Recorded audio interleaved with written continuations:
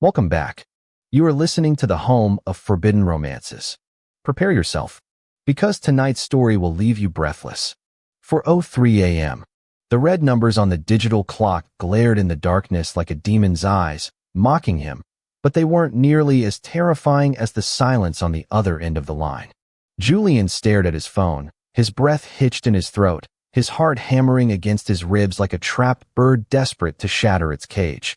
The screen was still lit, the call timer ticking upward past 45 minutes, and right there, in high-definition clarity, was the name he feared most in this world and the next, Cashin. He hadn't hung up.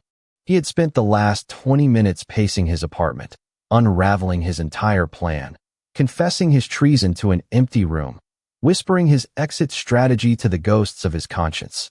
And Cashin Thorne, the man who ruled the city's underworld with a gloved iron fist, the man Julian was sworn to dismantle, the man who had warmed his bed for the last 6 months, had heard every single word. The realization hit Julian with the force of a physical blow, buckling his knees. He didn't scramble to end the call. It was too late for that. The silence from the speaker wasn't empty. It was heavy, breathing, predatory. It was the silence of a wolf that has just realized the sheep is trying to open the gate. Julian. A voice finally came through the speaker. It wasn't shouted. It was a low rumble of baritone that vibrated through the casing of the phone, sounding deceptively calm, like the ocean before a tsunami swallows the coast. Don't lock your door. The line went dead. Julian dropped the phone.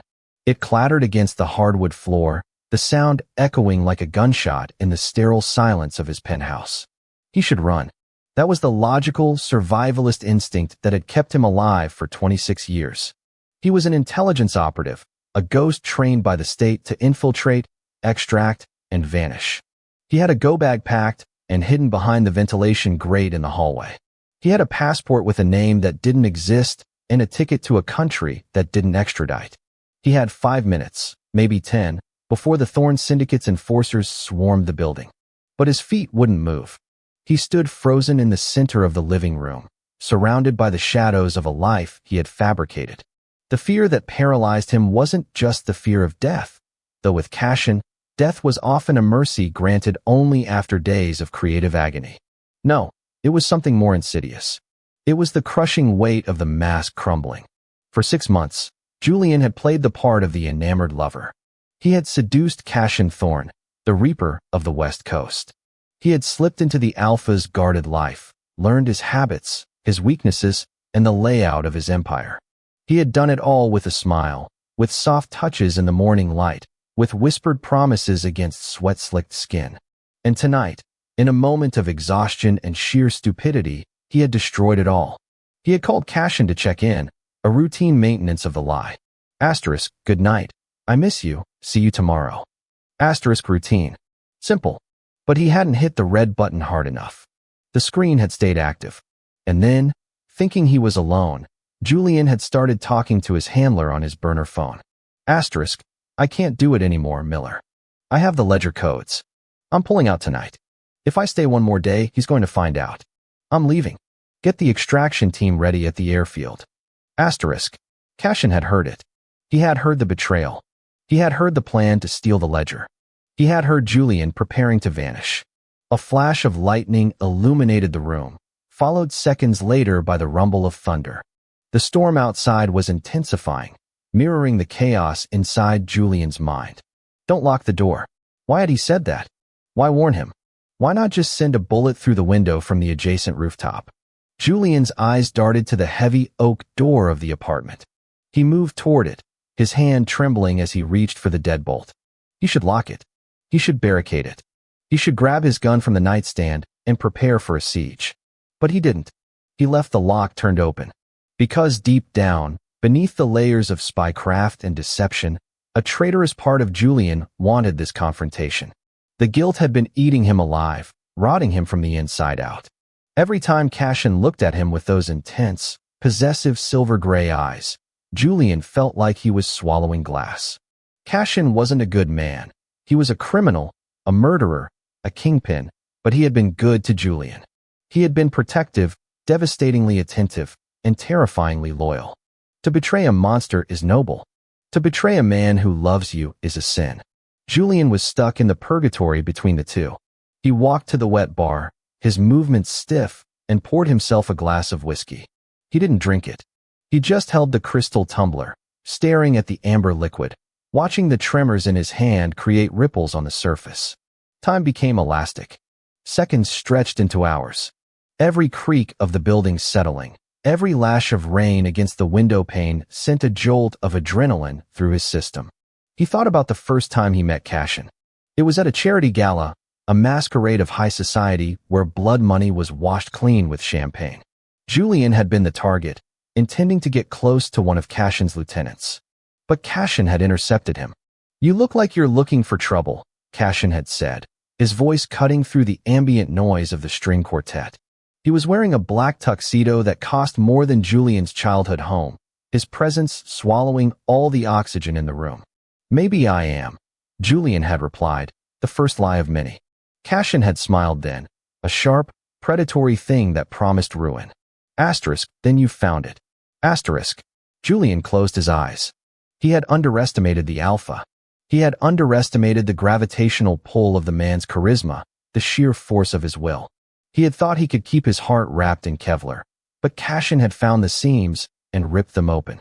The elevator chime down the hall shattered his reverie. Ding! Julian's eyes snapped open. He set the glass down. It rattled against the marble coaster. Heavy footsteps. Slow. Deliberate. Not a tactical team. A single man. The steps stopped outside his door. The handle turned. Julian held his breath, his hand instinctively drifting to the small of his back, where he had tucked a ceramic knife. A last resort. The door swung open. Cashin stood there. He was soaking wet. His black trench coat was heavy with rain, water dripping from the hem onto the pristine floor.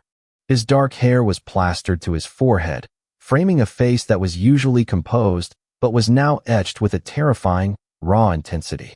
He looked like a fallen angel who had crawled his way back out of hell, fueled only by rage. He stepped inside and kicked the door shut behind him. The slam vibrated through the floorboards. "You listened," Cashin said. His voice was rough, like gravel grinding against steel. "You left it unlocked." Julian tried to speak, but his voice failed him. He swallowed dryly, forcing words past the constriction in his throat. "Cashin, don't." Cashin cut him off, taking a step forward. The air in the room seemed to drop 10 degrees. "Don't say my name. Not with that lying mouth." Julian took a step back, hitting the edge of the sofa. "I can explain." "Explain?"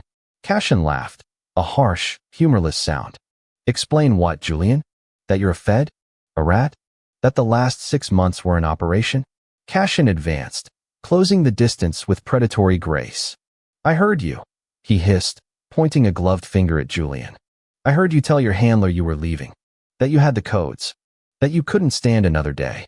"I didn't say I couldn't stand it," Julian shouted, the fear turning into defensive anger. "I said I couldn't do it. There's a difference." "Is there?" Cashin was in his personal space now, towering over him. The scent of rain, expensive tobacco, and ozone overwhelmed Julian's senses. "Because from where I'm standing, the result is the same. You were going to run. You were going to vanish into the night like a thief." "I am a thief, Cashin. That's what I do." Julian snapped. "I steal secrets. I ruin men like you. That's my job. Men like me." Cashin grabbed Julian's chin, his grip bruising, forcing Julian to look up into those stormy eyes. "There are no men like me. You know that. You felt that." Julian's breath hitched. The touch burned.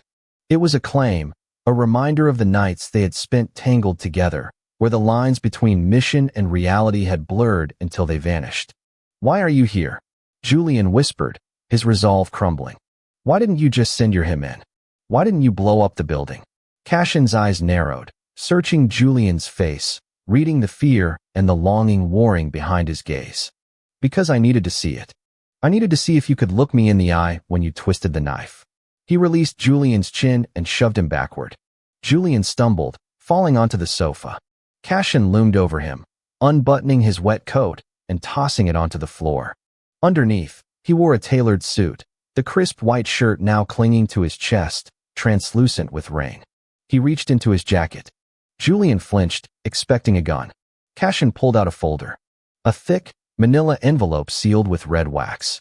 He threw it onto the coffee table. "Open it," Cashin commanded. Julian stared at the envelope. "What is this? Open it." Cashin roared, the control finally snapping. Julian's hands shook as he reached for the envelope. He broke the seal and spilled the contents onto the glass table. Photographs. Dozens of them. Julian meeting with his handler in the park. Julian copying files onto a USB drive. Julian photographing the blueprints of the warehouse. Julian's blood ran cold. He looked up at Cashin, horror dawning on him. "You knew," Julian breathed. "You knew?" "The whole time." "Not the whole time," Cashin corrected, his voice dropping to a dangerous whisper. "I knew 3 months ago. My security chief flagged a data breach. We traced it to your terminal. We followed you. 3 months." Julian felt sick. "Why? Why didn't you kill me? Why did you let me stay?" Cashin leaned down, placing his hands on the back of the sofa, boxing Julian in. His face was inches from Julian's. "Because I wanted to see who would win, Julian. The spy? Or the man?" Julian stared at him, stunned. "You were testing me?" "I was waiting for you," Cashin said, his eyes scanning Julian's features with an intensity that felt like a physical caress. "I gave you access. I left folders out. I gave you every opportunity to bury me. And you took them. You took the information. But I didn't send it yet," Julian interjected quickly. "The codes. I have them, but I haven't transmitted them." "I know," Cashin said. "I know everything you do. But tonight you broke the rules. Because I called you." "No," Cashin snarled. "Because you said you were leaving." The revelation hung in the air, heavy and suffocating. Cashin wasn't angry about the treason. He wasn't angry about the stolen millions or the compromised operations. He was enraged by the abandonment. "You can betray me," Cashin said, his voice dropping to a terrifyingly intimate register. "You can lie to me. You can steal from me. I can handle a thief, Julian. I can handle a spy. I can tame them. I can break them." He reached out, his hand wrapping around Julian's throat, not to choke, but to hold. To possess. His thumb traced the pulse hammering frantically in Julian's neck. "But you do not get to leave me," Cashin vowed. "That is the one thing I will not permit." "You're insane," Julian whispered, though he didn't pull away. He leaned into the touch, his body betraying his mind. "I'm a federal agent, Cashin. I can't just switch sides." "You already have," Cashin countered. "You've been mine for months. You think those feds own you? They see you as a tool, a disposable asset. I see you." Cashin's grip tightened slightly. "Tell me, Julian, when you were on the phone with him, when you said you couldn't do it anymore, why? Why couldn't you do it?" Julian looked away, shame burning his cheeks. "Because. Look at me," Cashin commanded. Julian forced his eyes back to the alpha. "Because I fell in love with you." The confession was barely a whisper, but in the silence of the room, it was a scream. Cashin's expression shifted. The rage didn't vanish, but it cooled into something solid, something permanent. "Say it again." "I love you," Julian said, the words tasting like copper and ash. "That's why I had to leave. I couldn't be the one to put you in a cage." Cashin let out a breath he seemed to have been holding since the phone call began.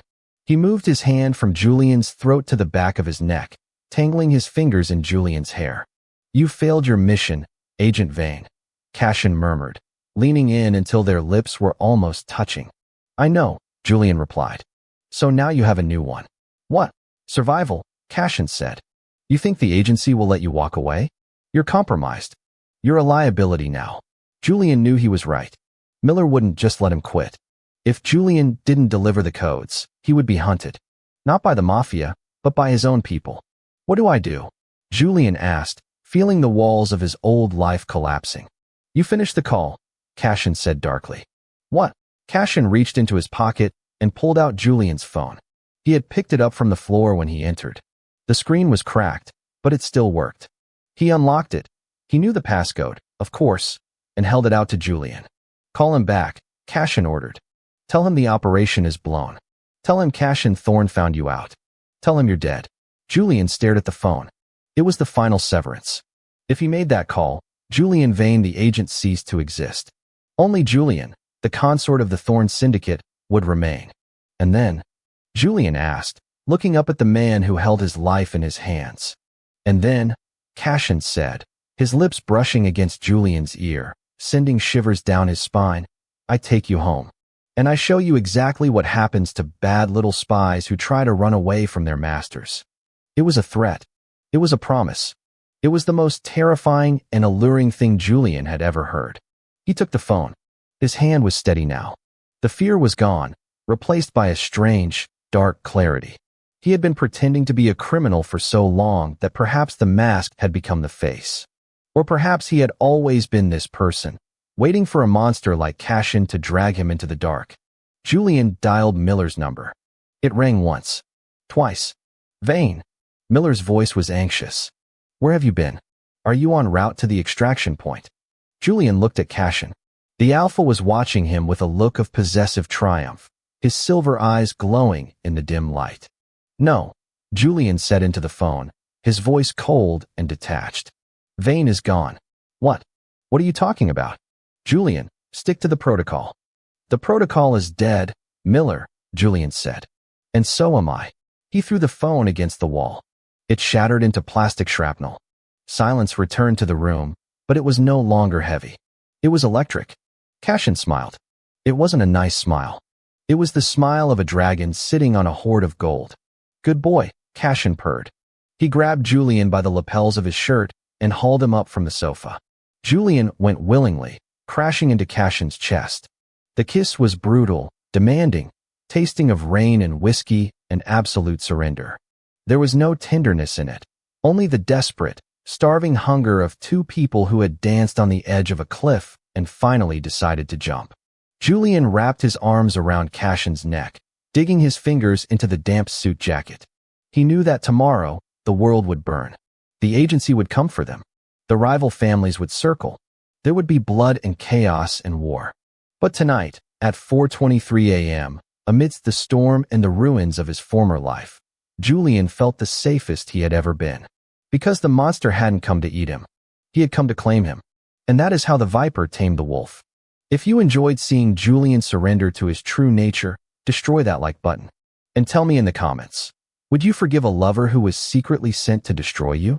I'll be reading your answers. Subscribe for the next chapter. Until then, prompt image. Prompt, masterpiece, best quality, high-res, 1.2. Korean manhwa style, semi-realistic, digital art, 2 men, BL, Yaoi, man 1. Cashin, tall, muscular, imposing mafia boss, sharp gray eyes, wet black hair slicked back, wearing soaking wet black suit, white shirt clinging to chest, dominant expression, dangerous aura. Man 2.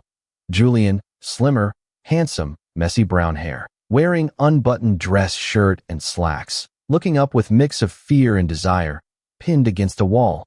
Background is luxury penthouse living room at night, rain streaking down floor-to-ceiling windows, dramatic blue moonlight, shattered phone on floor, intense shadows, cinematic lighting, sharp focus, emotional tension.